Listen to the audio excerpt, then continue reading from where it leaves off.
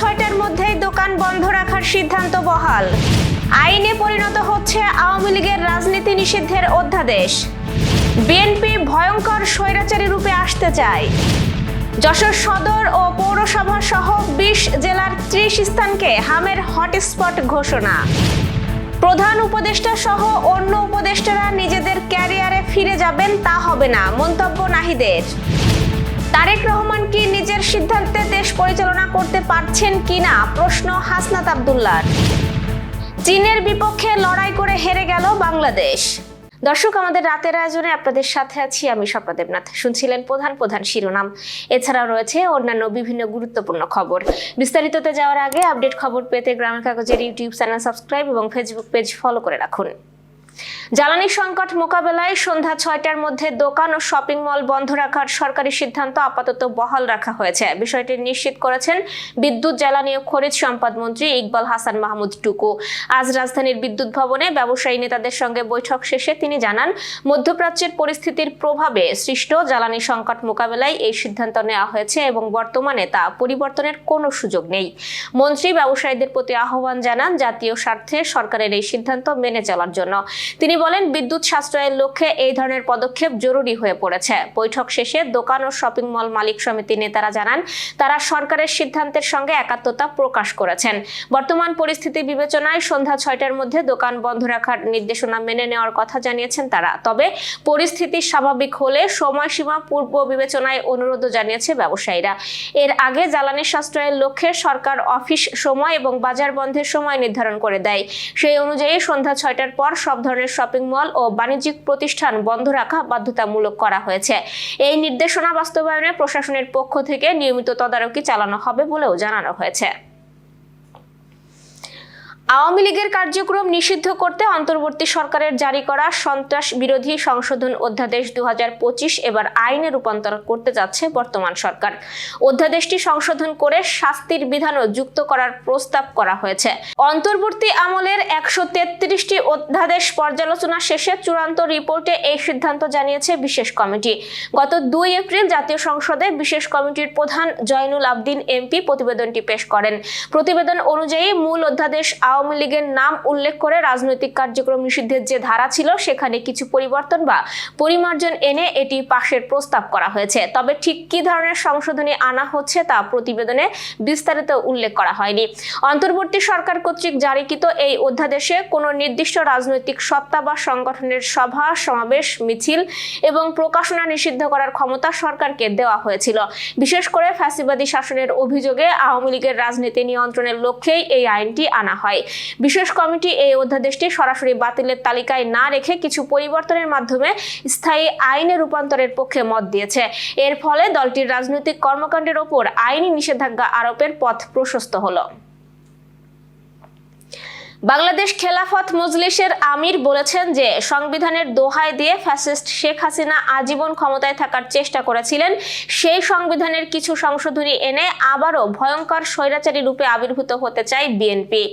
গণভোটের মাধ্যমে জনগণ সুনির্দিষ্ট বিষয়ে সুস্পষ্ট রায় দেওয়ার পরও বিএনপি সেই সংবিধানের সংস্কার করতে চায় না। তিনি বলেন, সংসদের সংখ্যাগরিষ্ঠতার জোরে বিএনপি গণভোটের নির্দিষ্ট বিষয়ে জনগণের সুস্পষ্ট রায় অমান্য করছে। পৃথিবীর কোনো সভ্য দেশ সরকার নিজ জনগণের সঙ্গে এমন ধৃষ্টতা প্রদর্শন করেছে এমন নজির আমাদের জানা নেই। দেশে হামের প্রকোপ বেড়ে যাওয়ায় 20টি জেলার 30টি স্থানকে হটস্পট হিসেবে ঘোষণা করেছে সরকার। এসব উচ্চ ঝুঁকিপূর্ণ এলাকায় আগামীকাল রোববার থেকে জরুরি ভিত্তিতে বিশেষ টিকাদান কর্মসূচি শুরু হচ্ছে। আগামী 21শে মে তথা পবিত্র ঈদুল আজহার আগেই এই কার্যক্রম সম্পন্ন করার লক্ষ্য নির্ধারণ করা হয়েছে। আজ স্বাস্থ্য ও পরিবার কল্যাণ মন্ত্রণালয়ে আয়োজিত এক সংবাদ সম্মেলনে স্বাস্থ্যমন্ত্রী সর্দার সাখাওয়াত হোসেন এই তথ্য জানান। স্বাস্থ্যমন্ত্রী জানান, প্রথম ধাপে দেশের 30টি উচ্চ ঝুঁকিপূর্ণ হটস্পট এলাকায় টিকাদান কার্যক্রম শুরু হবে। পর্যায়ক্রমে সারা দেশে এই উদ্যোগ সম্প্রসারণ করা হবে।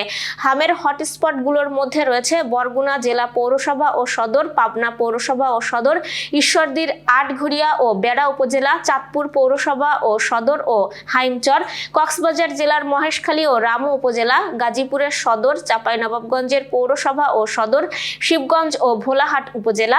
এছাড়াও রয়েছে নেত্রকোনা জেলার আটপাড়া, ময়মনসিংহ সদর, সদর ত্রিশাল ও তারাকান্দা, রাজশাহীর গোদাগাড়ী, বরিশাল জেলার মেহেদীগঞ্জ ও বাকেরগঞ্জ উপজেলা, নওগাঁর পৌরসা, যশোর পৌরসভা ও সদর, নাটোর পৌরসভা ও সদর, মুন্সিগঞ্জ পৌরসভা ও সদর, লোহজং ও শ্রীনগর উপজেলা, মাদারীপুর পৌরসভা ও সদর, ঢাকার নবাবগঞ্জ, ঝালকাঠির নলসিটি, শরীয়তপুরের জাজিরায় টিকাদান কার্যক্রম শুরু করা হবে। স্বাস্থ্য মন্ত্রণালয় জানিয়েছে, যেসব শিশুর জ্বর রয়েছে বা বর্তমানে অসুস্থ তাদের এই সময়ে টিকা না দিয়ে সুস্থ হওয়ার পর টিকা দেওয়ার পরামর্শ দেওয়া হয়েছে। এছাড়া হাম আক্রান্ত বা সন্দেহভাজন শিশুদের ভিটামিন এ ক্যাপসুল দেওয়া হবে, যা রোগের জটিলতা কমাতে সহায়ক।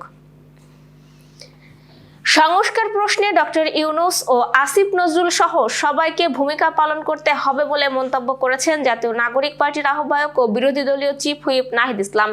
অধ্যাদেশগুলো বাস্তবায়নে তাদেরকেও রাজপথে নেমে আসার আহ্বান জানিয়েছেন তিনি। নাহিদ ইসলাম বলেন, দেশের পরিস্থিতি নিয়ে আমরা উদ্বিগ্ন। অন্তর্বর্তীকালীন সরকার ইঞ্জিনিয়ারিং করে বিএনপির হাতে ক্ষমতা দিয়ে চলে গেছে। এখন মূল অধ্যাদেশগুলো বাতিল করার সিদ্ধান্ত নিচ্ছে দলটি। সংস্কার প্রশ্নে ডক্টর ইউনূসকেও মাঠে নামার আহ্বান জানায়। তার সরকারের উপদেষ্টাদেরও এ নিয়ে মুখ খুলতে হবে। সাংবাদিকদের নাহিদ বলেন, 2/3 আসন পেলেও জনগণ বিএনপির সঙ্গে নেই, কারণ তারা সংস্কারের বিপক্ষে অবস্থান নিয়েছে। আর অন্তর্বর্তীকালীন সরকারের প্রধান উপদেষ্টা সহ অন্য উপদেষ্টারা নিজেদের ক্যারিয়ারে ফিরে যাবেন তা হবে না। জনগণের কাঠগড়ায় আপনাদেরও দাঁড়াতে হবে। তিনি আরো বলেন, মানুষের রক্তের উপর দিয়ে আমরা অন্তর্বর্তীকালীন সরকারকে ক্ষমতায় বসিয়েছিলাম, তারা আমাদের নিরাশ করেছে। তাই যতটুকু অর্জন তা ধরে রাখতে তাদেরও মাঠে নামতে হবে। প্রধানমন্ত্রী তারেক রহমান কি নিজের সিদ্ধান্তে দেশ পরিচালনা করতে পারছেন, নাকি নেপথ্যে অন্য কেউ রয়েছেন? এমন প্রশ্ন তুলেছেন জাতীয় নাগরিক পার্টির মুখ্য সংগঠক ও কুমিল্লা 4 আসনের সংসদ সদস্য হাসনাত আব্দুল্লাহ। তিনি লিখেছেন, জনাব তারেক রহমান কি নিজের সিদ্ধান্তে দেশ পরিচালনা করতে পারছেন, নাকি নেপথ্যে অন্য কেউ রয়েছেন যাদের আমরা চিনি না?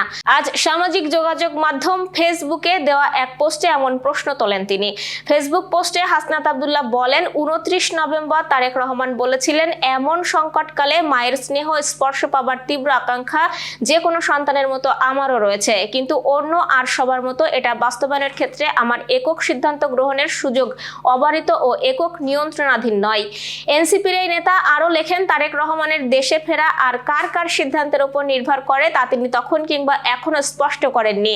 এই সংসদ সদস্য আরো লিখেছেন, 25 ডিসেম্বর যাদের সিদ্ধান্তের উপর নির্ভর করে তিনি দেশে ফিরেছিলেন, দলের অনেকেরই দ্বিমত থাকা সত্ত্বেও গুম ও মানবাধিকার অধ্যাদেশ বাতিলের পেছনে তাদের সিদ্ধান্তের কোনো প্রভাব রয়েছে কিনা সে প্রশ্ন থেকেই যায়। Renaissance hospital and diagnostic centre. রেনেসাতেই মিলছে কম খরচে উন্নত সেবা। তাই নিশ্চিন্তে আমাদের সেবা নিন, সুস্থ থাকুন।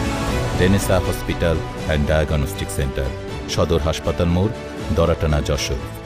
দর্শক, শেষ করব খেলার সংবাদ দিয়ে। এএফসি অনূর্ধ্ব-20 নারী এশিয়ান কাপে নিজেদের দ্বিতীয় ম্যাচে চীনের বিপক্ষে দারুণ লড়াই করল বাংলাদেশ। থাইল্যান্ডের নন্থাবুরির প্রাদেশিক স্টেডিয়ামে রক্ষণভাগের দৃঢ়তায় প্রথমার্ধে গোলশূন্য রাখলেও শেষ পর্যন্ত 2-0 ব্যবধানে হারতে হয়েছে পিটার বাটলারের শিষ্যদের। প্রথম ম্যাচে স্বাগতিক থাইল্যান্ডের বিপক্ষে 2-0 গোলে এগিয়ে থেকেও 3-2 ব্যবধানে হারের আক্ষেপের পর এটি এই আসরে বাংলাদেশের টানা দ্বিতীয় হার। দর্শক, এ ছিল আজকে রাতের আয়োজন। এরপর সকালের খবর দেখার আমন্ত্রণ জানাচ্ছি। বিদ্যুৎ ব্যবহারে সাশ্রয়ী হন এবং সেই সাথে সচেতন হন পানির অপচয় রোধে এবং মশাবাহিত রোগ সম্পর্কে। শুভরাত্রি।